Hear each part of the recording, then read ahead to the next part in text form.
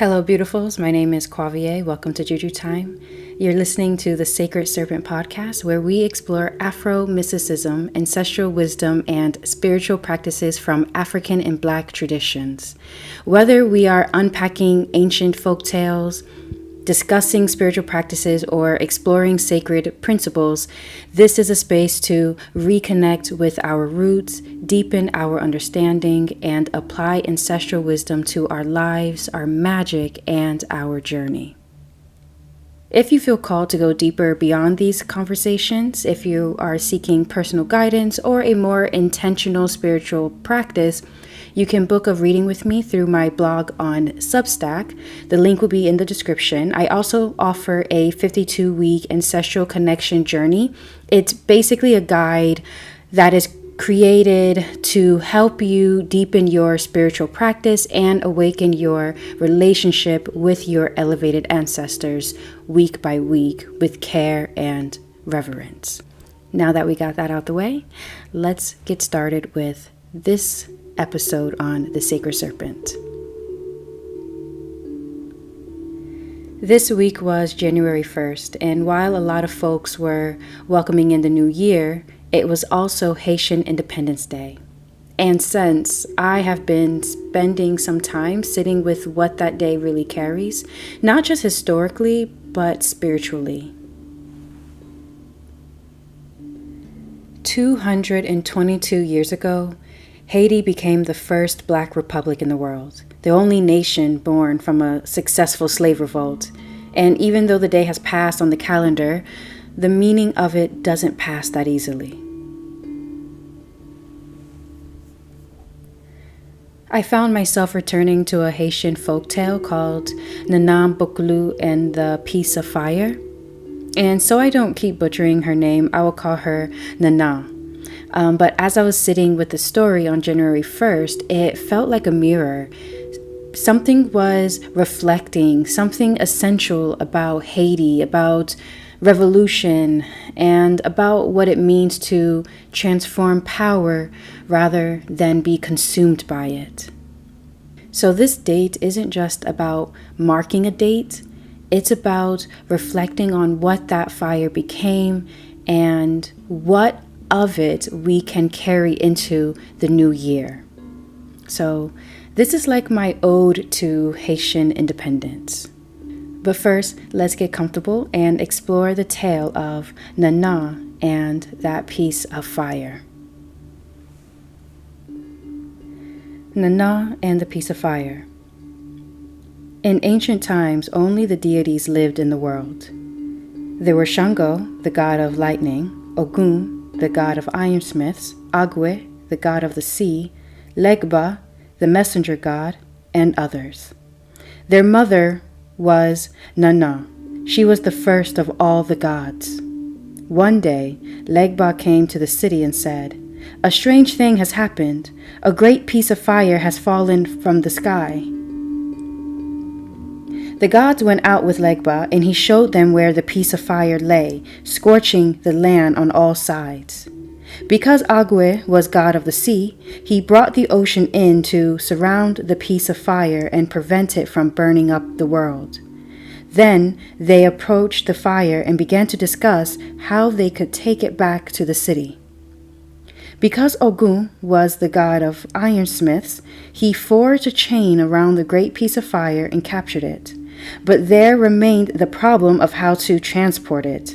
So Shango, the god of lightning, fastened it to a lightning bolt and hurled it to the city. Then they returned.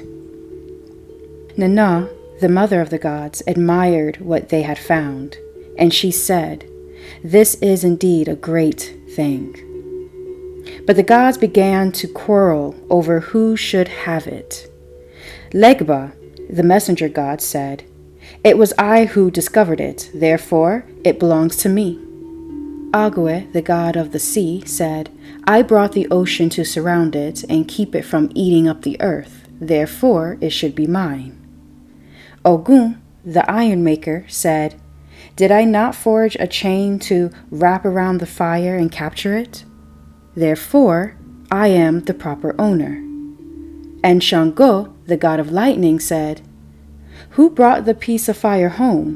It was I who transported it on a lightning bolt. Therefore, there is no doubt whatsoever it is mine." They argued this way back and forth. They became angry with one another. At last, Nana halted the argument. She said, "This thing that has been brought back is beautiful. But before it came, there was harmony, and now there are bad words. This person claims it, that person claims it. Therefore, shall we continue to live with it in our midst?" Nana took hold of the piece of fire and hurled it high into the sky. There it has remained ever since. It is known by the name the Evening Star. So when I first read this tale, my mind just went down a rabbit hole of thoughts. And my first thought was about the evening star itself, because the evening star and the morning star, they're both the same thing. They're both Venus. One planet, two names, depending on when you see her in the sky. She's either the last light you see before darkness fully falls, or the first light that brings in the dawn. And Venus holds this unique place in human mythology across cultures. But here's what really hit me. Venus is the hottest planet in our solar system. Even though Mercury is closer to the sun, Venus is hotter because of her thick atmosphere that traps heat. She's got this greenhouse effect that keeps surface temperatures around 900 degrees Fahrenheit, which is hot enough to melt lead. So in the tale, when they were talking about this piece of fire, I don't know, it just kind of, I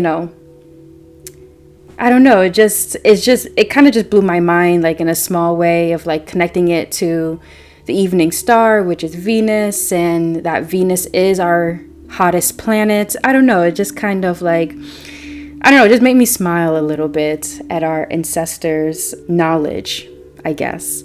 But anyway, so when Nana throws this piece of fire into the sky and that piece of fire becomes the evening star, in my mind, she's not just getting rid of a problem. She's also establishing an origin story for the planet that so many cultures made deep connections to and built myths around.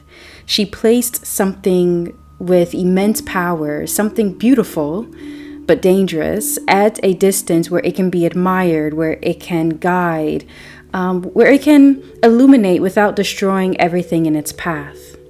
And that's when my thoughts turned towards another kind of fire, another kind of transformation. As I said, this week was January 1st, and it marks the anniversary of something that still feels almost unreal when you sit with it long enough.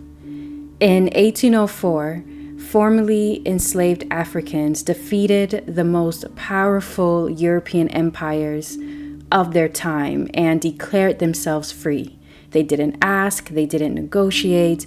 They took their humanity back with fire, with blood, with an unshakable belief that they deserved to exist as full human beings. That revolution had begun years earlier, on August 14th, 1791, at a place called Bois-Caiman. Apologies now for the mispronunciation. But anyway, under the cover of thunderstorm, Shango's domain, enslaved people gathered for a Vodou ceremony that would ignite the revolution. They invoked the ancestors, they called down the Loa, and they made a sacred oath. 7 days later, the plantations were burning. For 13 years, they fought, and when it was over, they had achieved something that resonated across the entire African diaspora, which is the proof that the chains could be broken, that a new world could be forged. Haiti threw a piece of fire into the sky of world history. Like Venus, that fire burns intensely. The legacy of that revolution is still hot, still contested, still fighting against the forces that would want to dim Haiti's light. Haiti has endured crushing debt imposed by France for their quote-unquote crime of freeing themselves. They have endured interventions, occupations, and ongoing struggles for true sovereignty. But also, just like Venus, that fire gives light. It gave light to every enslaved person in the Americas who heard the news and dared to hope. It gave light to liberation movements across Africa and the diaspora. It gave light to the very idea that Black people could govern ourselves, that we could create nations, and that we could be the architects of our own destiny. The evening star appears when darkness is falling, offering hope and offering guidance. And sitting with it now, it feels clear that this is what Haiti has been offering the world for over 2 centuries. A light in the darkness, a reminder that freedom is possible even when everything seems impossible. When contemplating this tale, I started to ponder on what this story is trying to tell us.